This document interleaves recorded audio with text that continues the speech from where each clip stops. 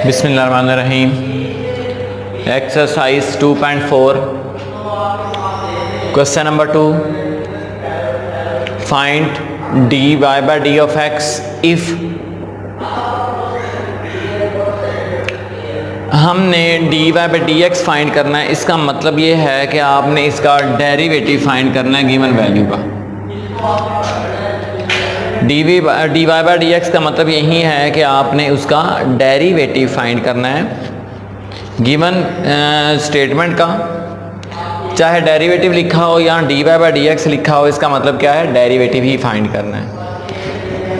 उन्होंने कहा अगर आपके पास पार्ट नंबर 1 है 3x plus 4y plus 7 equal 0, 3x plus 4y plus 7 equal 0। देखें यहाँ पे इक्वालिटी का साइन ऑलरेडी हमारे पास मौजूद है। ऊपर ये भी नहीं कहा गया कि आपने इसको फलां तरीके से करना है, कोई रिस्ट्रिक्शन नहीं है आपके पास। आपको ये नहीं कहा गया कि आपने इसको सब्स्टिट्यूशन मेथड से करना है, चेन रूल से करना है या फिर किसी और तरीके से करना है। डायरेक्ट उन्होंने यही कहा कि आपने d Y by D x find करना है। अगर आपके पास ये इक्वेशन दी जाए तो आप इससे जो मर्ज़ी तरीका लगा सकते हैं, बट होना ठीक चाहिए। इसमें इक्वालिटी का साइन दिया गया पहले ही ऑलरेडी इक्वल टू 0 है, हम इसको y इक्वल टू लेट नहीं कर सकते। ये क्वेश्चन पेपर में एक बार आया हुआ था और इस तरह हुआ था, कुछ लोगों ने इसको जब पहले इक्वल टू 0 है तो इसको जस्ट डी वाई और डी एक्स लिख के आप इसको सॉल्व कर दें, लेकिन कुछ लोगों ने यूँ किया हुआ था, इसको y खुद से इक्वल लेट किया हुआ है। जब इसको y खुद से इक्वल लेट करेंगे तो y equal to 3x plus 4y plus 7, तो ये तो ऑटोमेटिकली इसकी स्टेटमेंट चेंज हो जाएगी। इसका मतलब इसका आंसर भी ठीक नहीं निकलेगा। तो जिसमें इक्वालिटी का साइन दिया गया है, चाहे जो मर्ज़ी इक्वल टू उस साइड पे दिया गया, हमने वो नहीं देखना। लेकिन अगर इक्वालिटी का साइन अगर मौजूद है तो हमने उसको y इक्वल टू लेट नहीं करना, अदरवाइज क्वेश्चन आपका रॉन्ग हो सकता है। तो हमारे पास जो इक्वेशन दी गई है वो है 3x plus 4y plus 7 equal to 0।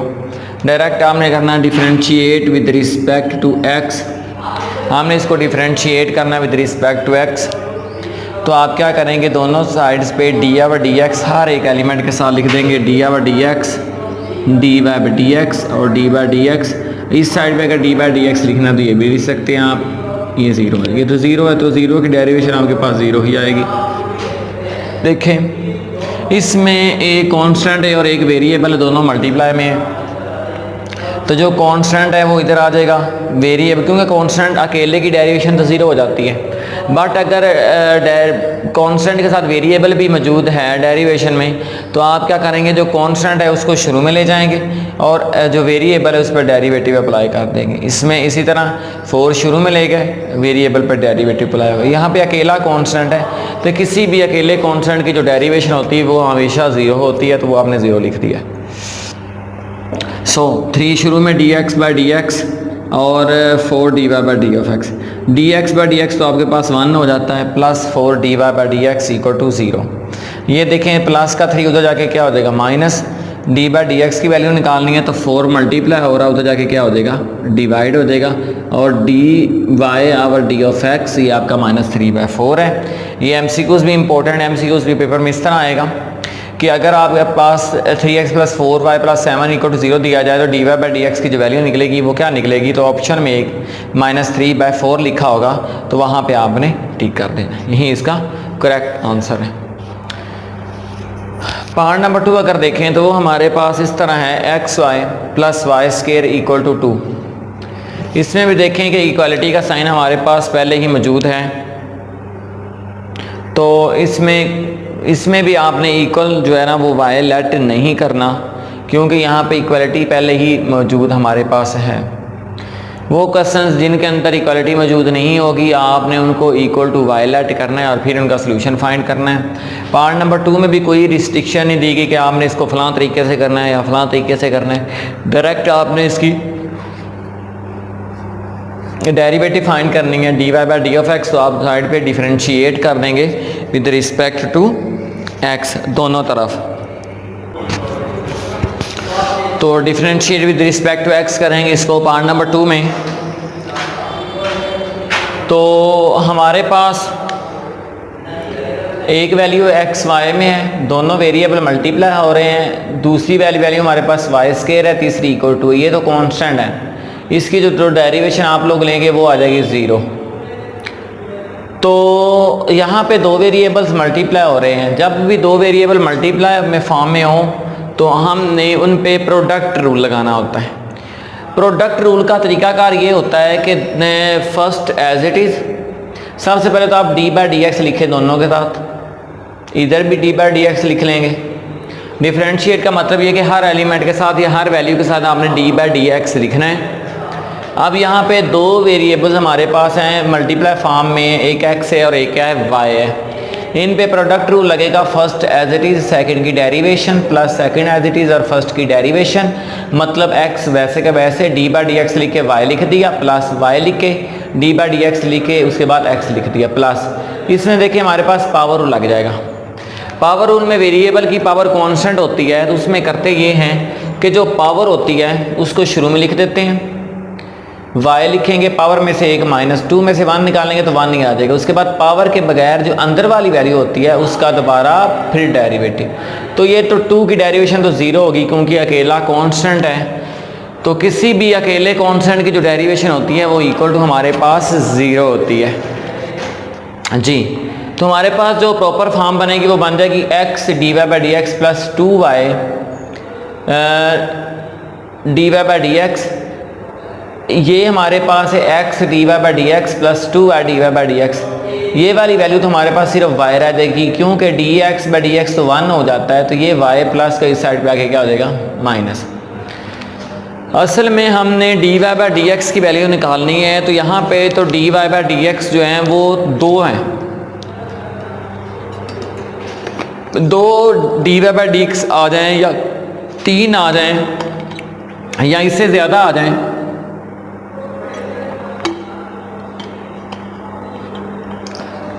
Then आपने उनको सबसे पहले तो आपने अरेंज करना, एक साइड पे लिखना है इक्वल के राइट साइड पे या लेफ़्ट साइड पे।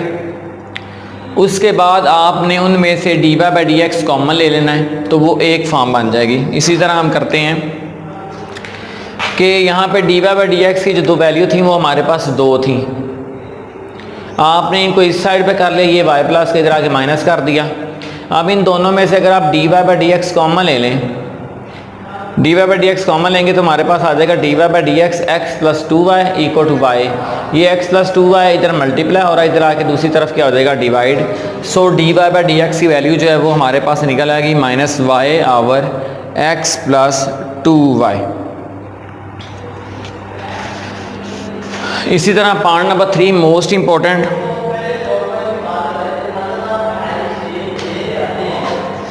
पार्ट नंबर 3 की बात करते हैं। उसमें लिखा हुआ है x square minus 4xy minus 5y equal to 0। यहाँ पे सबसे पहले तो इक्वालिटी देखनी है आपने, इक्वालिटी इक्वल टू 0 दिया गया है, तो इसको खुद से y इक्वल लेट करने की ज़रूरत हमें नहीं पेश आ रही, तो differentiate with respect to x कर देंगे, तो यहाँ पे हमारे पास पावर लग जाएगा क्योंकि वेरिएबल की पावर कांस्टेंट मौजूद है।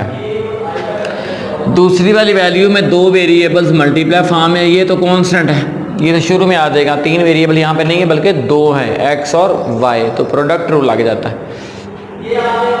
5 शुरू में, उसके बाद y पे डेरिवेटिव लगा देंगे। अगर 3 वेरिएबल आ जाते हैं इकट्ठे तो 3 वेरिएबल्स का भी प्रोडक्ट रूल होता है, तीनों अगर मल्टीप्लाई फॉर्म में हो तो तीनों का प्रोडक्ट रूल लग सकता है। ये हम इस क्लास में तो नहीं, बाद नेक्स्ट क्लासेस में पढ़ेंगे। उसके बाद differentiate with respect to x आपने किया,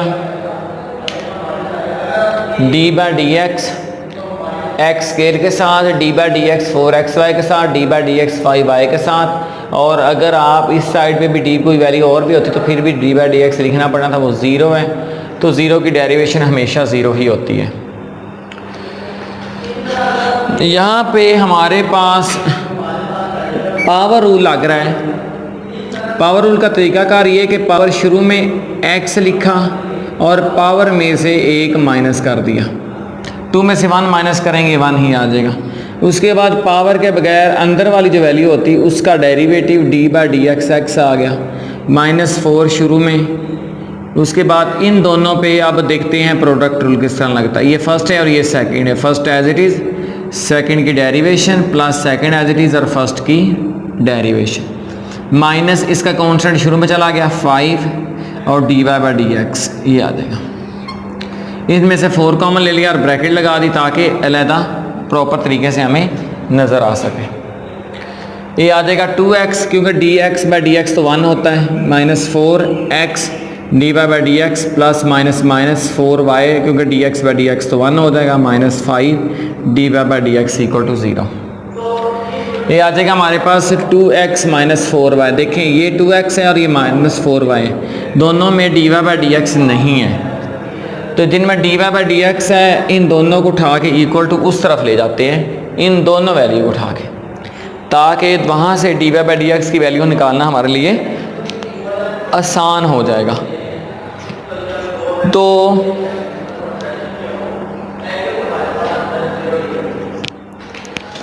हमने D Y by D x value side पे कर ली है।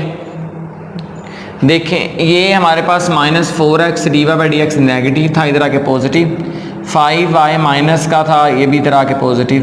इन दोनों में से अगर d Y by D x आप कॉमन ले लें, d Y by D x अगर आप कॉमन ले लें ये चीज़ और ये वाली, तो हमारे पास रह जाता 4x + 5, इधर हमारे पास रहेगा 2x - 4y। तो ये मल्टीप्लाई वैल्यू हो रही, इधर आके क्या हो जाएगी डिवाइड्स, और D Y by D x की वैल्यू क्या निकलेगी 2x - 4y। अगर 2 यहाँ से कॉमन ले लें तो रह जाता है x - 2y divided by 4x + 5। यही आपका फाइनल आंसर है। इसी तरह इसका जो पार्ट नंबर हमारे पास 4, 5 एंड 6 हैं वो सेम है, 4, 5 एंड 6 वो भी इसी तरह ही हैं, जो कि आप खुद ट्राई करेंगे।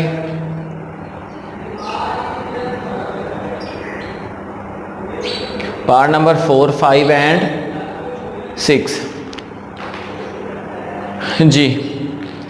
इसको दोबारा एक दफ़ा रिपीट कर लेते हैं कि करना किस तरह है आपने। सबसे पहले तो क्वेश्चन नंबर 2 जो है इसमें यही दिया गया कि आपने d Y by D x find करना है।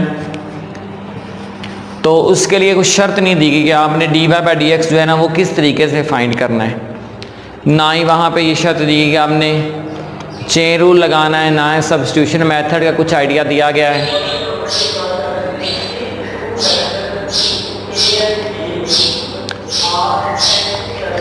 तो आप इनको डायरेक्ट डेरिवेशन लगा के D by D x solve कर सकते हैं। इक्वल का साइन का ख्याल रखना है, इक्वल पहले ही मौजूद है। D by D x apply किया तो कहीं पावर रूल, अगर पावर नज़र आ रही है तो power rule, otherwise product rule लग रहा है, कांस्टेंट का रूल लग रहा है, 0 हो रहा है, और इनकी अरेंजमेंट है और इनका फाइनल आंसर्स है।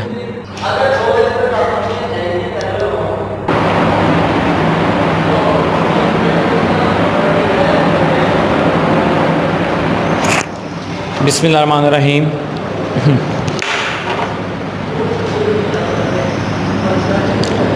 Question number 3, exercise 2.4 find D Y by D of x.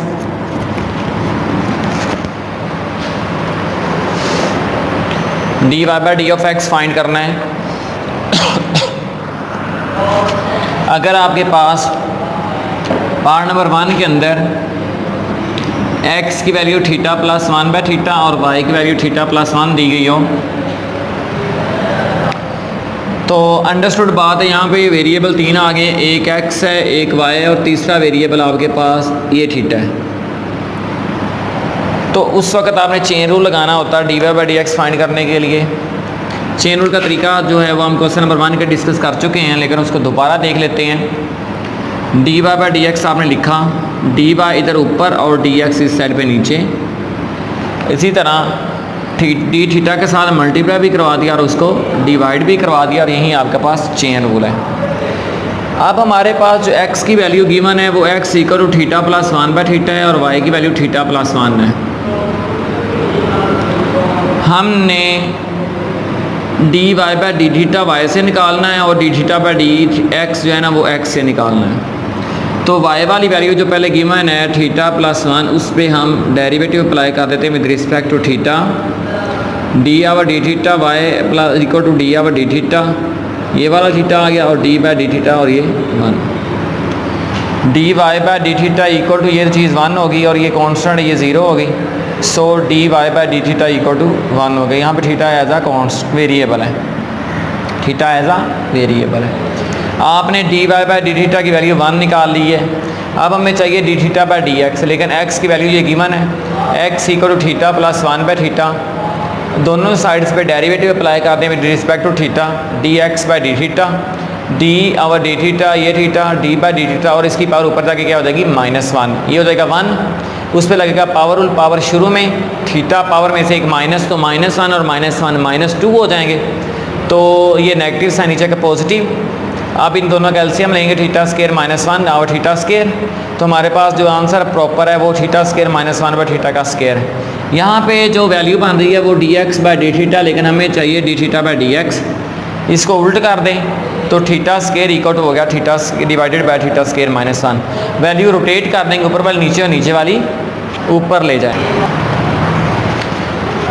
अब हमारे पास वैल्यू निकल आई dy/dθ की 1, और इसी तरह dθ/d(x) की value theta square divided by theta square -1। दोनों वैल्यूज़ हमारे पास निकल आई। अब हम चेन रूल की स्टेटमेंट लिखते हैं दोबारा का। चेन रूल हमारे पास असल में था क्या था, dy/dx, dy/dx equal to dy/dθ multiply dθ/dx। देखें dy/dθ की जो वैल्यू थी वो हमारे पास 1 निकली थी, मल्टीप्लाई dθ/dx की value theta square divided by theta square -1 निकल आई। दोनों को मल्टीप्लाई करेंगे तो theta square divided by theta square -1, यही आपका आंसर है। इसका पार्ट नंबर 2 बिल्कुल सेम इसी तरह ही है, यही चेन रूल बनेगा। एक्स वाई की वैल्यूज़ दी गई हैं टीफ इंडिपेंडेंट वेरिएबल में, तो आप क्या करेंगे वहाँ से वैल्यूज़ निकाल के चेन रूल के अंदर पुट कर देंगे, तो आपका ये क्वेश्चन सॉल्व हो जाएगा। इसमें दोबारा देख लें कि यहाँ पे हमारे पास dy/dx फाइंड करना है, लेकिन ऊपर नहीं दिया गया कि आपने इसको किस तरीके से dy/dx फाइंड करना है। लेकिन जब आपने देखा कि 3 वेरिएबल मौजूद है यहाँ पे, तो हम यहाँ पे इजीली चेन रूल लगा सकते हैं। चेन रूल का तरीकाकार आपको आना चाहिए, जो कि पहले डिस्कस कर चुके हैं, लेकिन दोबारा भी आपको बता दिया गया। चेन रूल आप बनाएंगे, उसके बाद जो x और y की वैल्यू दी जाएंगी उनमें से आपने चेन रूल वाली वैल्यू निकालेंगे, डेरिवेटिव लेके जब उनके डेरिवेटिव आ जाएंगे उनको अरेंज करके, तो दोबारा फिर फार्मूले में अगर आप पुट करेंगे तो आपका फाइनल आंसर आ सकता है। लेकिन ख्याल रहे अगर क्वेश्चंस के अंदर इक्वल का साइन इक्वलिटी पहले से मौजूद है तो आप उसको दोबारा जो है वो इक्वल नहीं लगाएंगे। अगर ऐसा करेंगे तो आपका क्वेश्चन गलत हो सकता है। सो अगर क्वेश्चन के अंदर इक्वलिटी का साइन ऑलरेडी मौजूद है तो आपने उसको दोबारा नहीं लगाना, ताकि क्वेश्चन हमारा सही जो डायरेक्शन में वो जा सके। चेन रूल बनाते वक्त भी आपने ख्याल रखना है कि चेन रूल में हमारे पास वैल्यू किसकी डिमांड कर रहे हैं। जिस वैल्यू की डिमांड कर रहे हैं वो आपने पहले लिखनी है। जैसे यहाँ पे dy/dx की वैल्यू कह रहे थे कि आप निकालें, तो dy/dx की वैल्यू आपने निकालने के लिए dy और dx को अल्टरनेट फॉर्म में ऊपर नीचे लिखा। तीसरा वेरिएबल यहाँ पे थीटा था, तो आपने थीटा के साथ उसको क्या करवा दिया, मल्टीप्लाई भी करवा दिया और y डिवाइड भी करवा दिया। लेट्स सपोज अगर आपको वो कहते हैं कि आप जो है वो चेन रूल बनाएं, मतलब dy/dt निकालना है आपने, dy/d(x) ही निकालना। तीसरा वेरिएबल हमारे पास t है, तो आप लिखोगे dy/d(t) मल्टीप्लाई बाय dt और d(x)। अगर सिर्फ आपसे कहते हैं कि dt/d(x) निकालने, तो dt इधर और dx इधर, तीसरा वेरिएबल y था, dy के साथ डिवाइड भी और dy के साथ मल्टीप्लाई भी।